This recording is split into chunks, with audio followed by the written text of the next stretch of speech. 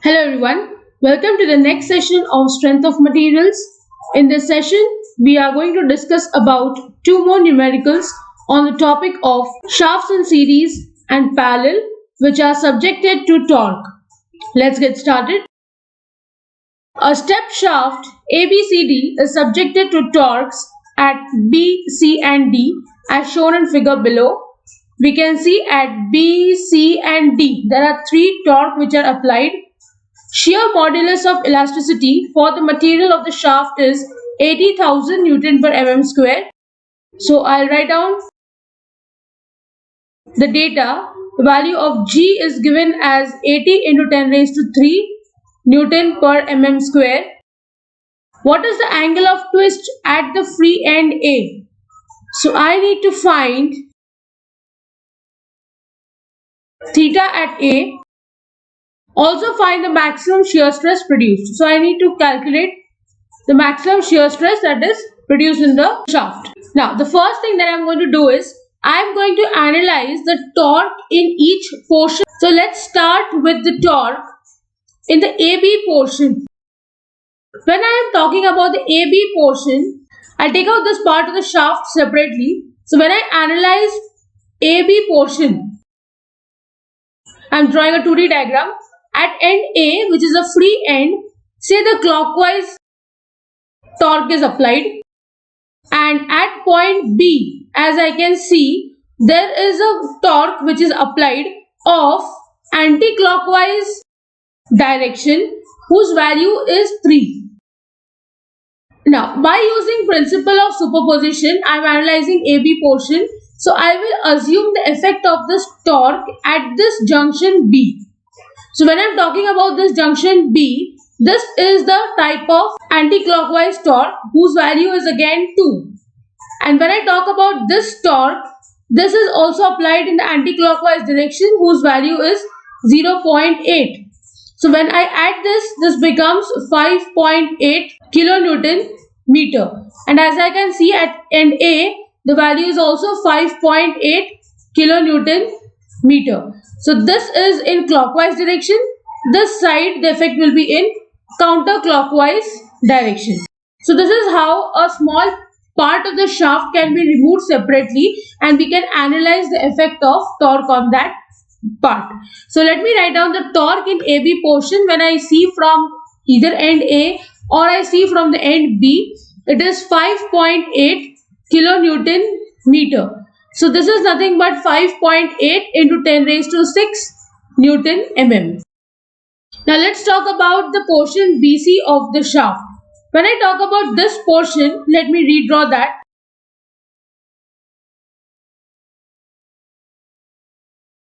This is end B, this is end C.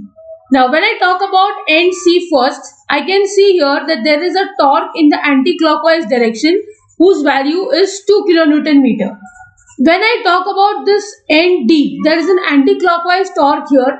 By using principle of superposition, I am going to analyze the effect of this torque at this portion. So what I do is just take this torque and place over here, end C, and it is in the anti-clockwise direction. So I'll say it is plus 0.8 kilonewton meter. So this becomes total of 2.8 kilonewton meter. This is in the anti-clockwise direction. Right here counterclockwise. When I talk about the junction B now, I can see there is a torque in anti-clockwise direction whose value is 3, and I can see a torque at end A which is having a clockwise motion. So when I pull this torque and I place over here, I will say it is 5.8. Now I will subtract these two values and I will get the answer as 2.8 kilonewton meter, and this is essentially in the clockwise direction. So this value is total of 2.8 kilonewton meter, which is 2.8 into 10 raised to 6 Newton mm. Now torque in portion CD is very simple. At the end D, I can very clearly see that there is an anti-clockwise torque of 0.8 kilonewton meter, which means at junction C, if I calculate the effect of these three torque, it will give me the value as 0.8 kilonewton meter clockwise. So I can write here it is 0.8 kilonewton meter, which is 0.8 into 10 raised to 6 Newton mm. Now you must be wondering why I am not taking a positive and negative sign here, because this is not a chapter like forces where I need to consider positive for tensile and negative for compressive. In this chapter, when I am talking about torque, obviously both the ends have to be subjected to different type of or the different direction of moment. Only then I am going to say that there is an effect of torque. That is why these two will be in opposite directions, and there is nothing called as positive negative here. They will be all positive. There is nothing negative here. Now next I'll go for calculation of theta. Now I don't have to calculate at end A.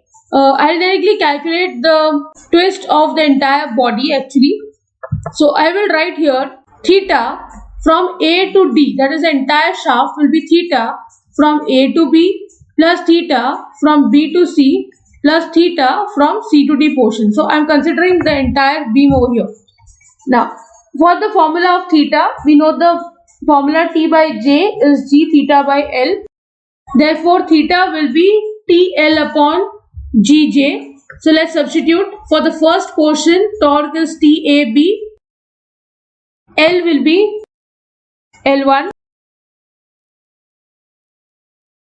The value of G is constant for the entire body, so I'll leave it as G, and J will be J1 because diameter of each shaft, as you can see here, is different, 80, 60 and 40. For the next one, I'll have TBC into L2 upon G into J2 plus TCD into L3 upon G into J3. Now I can take this G common, so I have 1 upon 80 into 10 raised to 3. TAB is 5.8. Now 10 raised to 6 also is going to be common for each torque, so I am taking that outside. L1 value is 0.5 meter, that is 500 mm. G I have taken outside, so what remains is pi by 32 d raised to 4. First one diameter is 80 plus for the second one the value of torque is 2.8 into 10 raised to 6 taken outside into the length is 500 again upon pi by 32 60 raised to 4 plus 0.8 into 500, the length the same, you could have taken length also outside. You'll have pi by 32 40 raised to 4. Now when you solve this, you'll get the value of theta as 0.04266 radians. I'll convert this into degree by multiplying with 180 upon pi. Now I get the answer as 2.44 degree. This is the value of theta over the body. Next I have to calculate tau. For calculation I know T by J is equal to tau max upon R.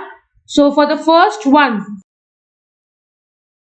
for shaft 1, I'll have TAB upon J is pi by 32 d1 raised to 4 is equal to tau max AB upon R will be d by 2, d1 by 2. So I know this is 5.8 into 10 raised to 6 upon pi by 32. Diameter is 80. Tau max AB is what I want to find. This is 80 by 2. So I get the value of tau max AB as 57.693 Newton per mm square. Now for shaft 2, I have TBC upon pi by 32 d2 raised to 4 is equal to tau max BC upon d2 by 2. I think you can substitute the values. I have tau max BC as 66.0198 Newton per mm square, and for shaft 3, now when I say shaft 1, it is AB portion, second is BC portion, and third is CD portion. You can write that and keep this pi by 32 d3 raised to 4 is tau max CD upon d3 by 2. So I'll get the value of tau max CD as 63.6619 Newton per mm square. Now if you have to find out which is the maximum value, therefore tau max is actually 66.0198 Newton per mm square in the portion B to C of the beam. These are the two answers. Now we'll go for another numerical. A step shaft is subjected to torques as shown in figure below. Find shear stress induced in the outer and inner radius of the hollow shaft BC. So for this middle portion, I have to calculate the shear stress that is induced. Diameters of the solid shaft AB and CD. This is also something I have to find out. For which maximum shear stress. So it is given that the maximum shear stress is 50 megapascal. So tau max is actually given to me 50 megapascal, that is 50 Newton per mm square.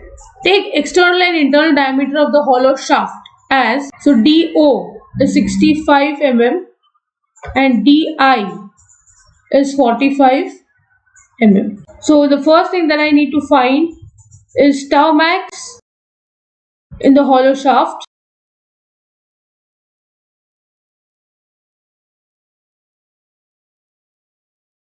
And second that I need to find is diameter of solid shaft AB and diameter of solid shaft CD. So I can find the first one very easily. T in B to C portion upon J of B to C portion will be tau max in B to C portion upon D outer by 2. So I'm talking about this portion. Now here, if I observe carefully, now let's take out the BC portion separately. This is B and this is C. Now when I'm standing at C, I can see that this moment is going counterclockwise. So this is counterclockwise moment. Say the value is 6. Now which one I'll take positive? Counterclockwise or clockwise, I will decide it after seeing the directions. Now here this is clockwise 3 kilonewton meter. So I can use the principle of superposition and say the effect of this over here is going to be 3 clockwise. So I can say that it is minus 3 and this will be 3 kilonewton meter. Now this value is higher. So I will have to say that this is counterclockwise. Because I just want to keep the subtraction as positive, nothing else. I just change the torque's direction as per my convenience and I just see to it that the subtraction is always positive. Now let's come to this junction B. I can see over here that this 8 kilonewton is going clockwise. And this value is going counterclockwise. So here I have 8 minus 5, that is again 3 kilonewton meter. Now the value is clockwise higher. So I'll say that in this direction, the torque is moving in clockwise direction. Now to see whether it is moving clockwise or counterclockwise, you just do one thing, stand here and look. When you stand here and face this side, this for you is clockwise. When you again face here, this will become counterclockwise. So just face the direction of your torque and show your back to the other torque. Like suppose if I am talking about 5 kilonewton meter, I will show my face to 5 kilonewton meter and my back will face 8 kilonewton meter. So it's like I'm standing this way. So now I can see the moment is going counterclockwise. When I again look this side, I can see this is going clockwise. So I've just used a very simple principle for it. Now this helped me find out the value of torque, which is 3 into 10 raised to 6 Newton mm upon pi by 32. This will be d outer raised to 4 minus d inner raised to 4 is equal to tau max is what I'm trying to find out. D outer is already given 65. So here I can substitute 65, here I can substitute 45. And when I solve this, I can easily find out the value of tau max at the BC portion, which is 72.22 Newton per mm square. So this is one answer that I have found. Next I'll go for calculation of diameter of this one and this one. And for these two, it is given that tau max, this is for the solid shafts AB and CD portion. The maximum value of torque is known. So very simply I can calculate. I'll say TAB, that is this portion, upon JAB is equal to tau max upon DAB by 2. Now I need to again analyze the torque. For that, I will just stand at one end of the shaft. For example, if I stand at end A, I can very easily see that it is 5 kilonewton meter. If one end is 5, the other end obviously has to sum up and come to 5. Now let's check that also. This is 8 clockwise. This is 6 counterclockwise. So it is 8 minus 6. And this is also going clockwise. So plus 3. 8 minus 6 is 2 plus 3 is 5. So for AB, one side is already 5 kilonewton meter. And now by solving these three, I also came to know that it is 5 kilonewton meter on the other side. So I'll quickly substitute 5 into 10 raised to 6 upon pi by 32 DAB raised to 4 is equal to, this is 50 upon DAB by 2. On solving this, I will get the value of DAB as 79.85 mm. Let's talk about CD portion.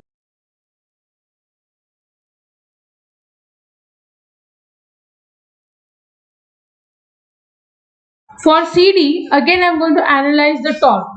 For CD portion, let me stand at D. I can very easily see that the torque is 3 kilonewton meter on one end. So obviously on the other side, it should also sum up to 3. Let's check. This is 6 counterclockwise. I have 8 clockwise and I have 5 counterclockwise. So now let's add up the counterclockwise values and let's take a negative for the clockwise one so that I get a positive answer. This is 6 plus 5, 11 minus 8, that is again 3. So on both sides for CD, again I have the value as 3 kilonewton meter. So I'll write here, therefore 3 into 10 raised to 6 upon pi by 32 DCD raised to 4 is equal to 50 upon DCD by 2. On solving this, I get the value of DCD as 67.355 mm.